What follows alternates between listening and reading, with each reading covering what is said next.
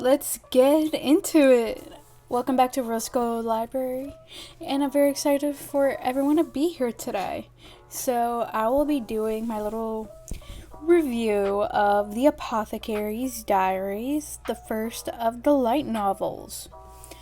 I'm currently obsessed with the anime and manga, so I decided to read the original source, which was the Apothecary Diaries, the first of a long series of light novels, and it is by Natsu Hyuga, and the art is by Tonko Shino. I believe I pronounced this correctly. If not, please in the comments down below, please let me know. So in case you have no idea what the Apothecary's Diaries is, one, I recommend looking up the anime. It's very, very funny. I say as it's also a mystery and political. But the art in this is absolutely gorgeous. I find it so beautiful. Some of my favorite panels. And if you're not a big of a light novel reader or a reader in general, the anime is pretty close in terms of like getting all the plot points and getting all the characters. We just get more of Mao perspective in the light novels. And the Apothecary's Diaries is about a young girl, Mao, who gets sold into the Imperial Palace as a servant, and after she helps find the cause of why a lot of the Emperor's babies were mysteriously passing away, she gets promoted to become an official taste tester to one of the consorts, Lady Gokyo. And fun fact about Mao, she loves poisons and all things relating to poisons in medicine. So this is like a great job for her. But through other shenanigans, such as finding who went what happened, and try not to get involved into like politics and other stuff, it is one of those slice of life, but then you realize it's actually a bigger grand scheme picture. So one of my favorite interactions was in chapter 9, Cacao. Slight spoiler, but it is about chocolate and how Mao, her father, at least in this point in time that we know of, her father knew about a lot of things from the West, and also she grew up in a brothel called the Verdigris House, so she knows a little bit of what will make a good concubine and courtesan in all manners. And she tried chocolate before, so she figured out how to make chocolate using, at the time, since it's based on historical China, how to make chocolate with cacao, milk, sugar, and all that. And how for Mao, she's just like making this as a dessert for herself, but for everyone else it's a strong aphrodisiac, which is basically just dopamine. To my understanding, it's just dopamine overload. And some of my favorite things about how this light novel is just very blunt. I would say that.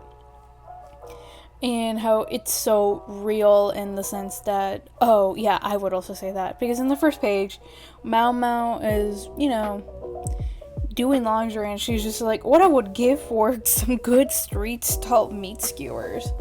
I said this in my last video, real me, that's so me.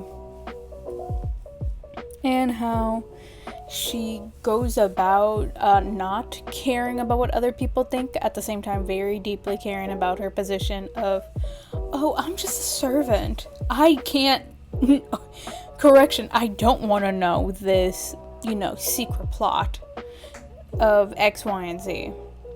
So she is always cautious about the fact that, oh, she is smarter than she lets on.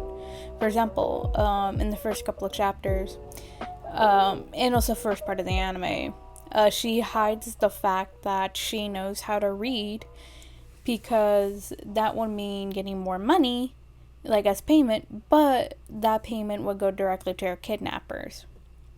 So that means that it's in the system of the fact that this is also a period piece, so you're like, oh, what is this? You also have to think about how these are all very strong women who are in the rear palace, because even though it's all about like, oh, you're trying to serve a man, it's all like serve the emperor. It's very about how Mao Mao sees how each of the women here have very strong characters, but that strong characterness can't really be fully seen because of all the schemes and fakeness, or like for example, like using makeup to look prettier, but that makeup has lead in it, and it's been known to have lead in it and cause people to die because of it. That was one of the plot points. And one of my favorite things, also as reading about how Mao Mao just fully slapped a maidservant because even though said makeup was banned, Mao Mao is very persistent of people who are under her care, like a doctor. She's an apothecary. By the way, I forgot to explain what an apothecary is, just in case if you don't know. An apothecary is basically a ye old pharmacy, because back then they didn't have, for example, ibuprofen. You would mix, mint leaves with some herbs and then brew it as a tea and then have that be your medicine. Or make it into like aloe vera and other herbs and make it into like a lotion or a salve for that.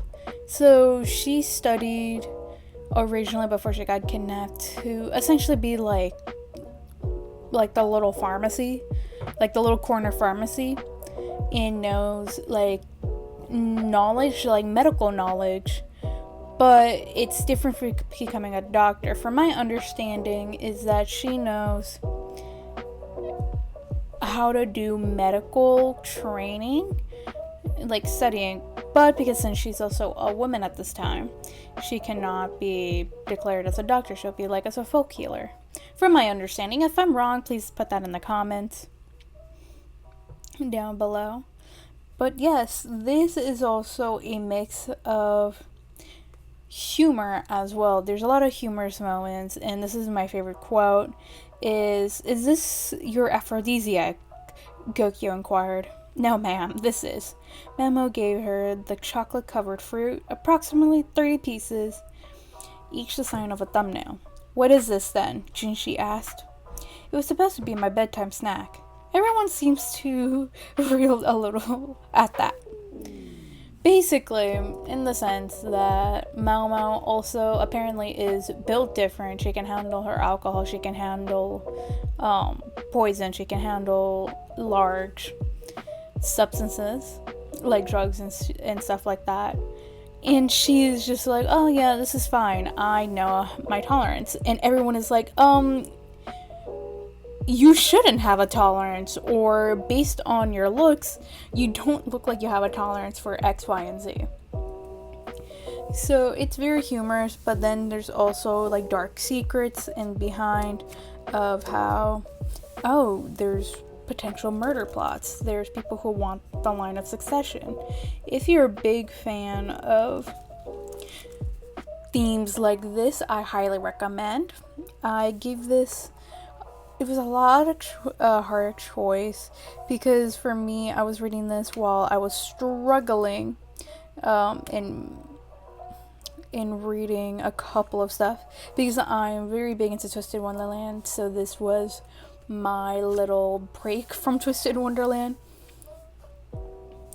So please note, my rating scales is also arbitrary because I can say this right now, but at the time I wanted it to be a little bit cute, so I gave this a 4 out of 5 because it totally did not blow me away, but I also, it's memorable and well loved.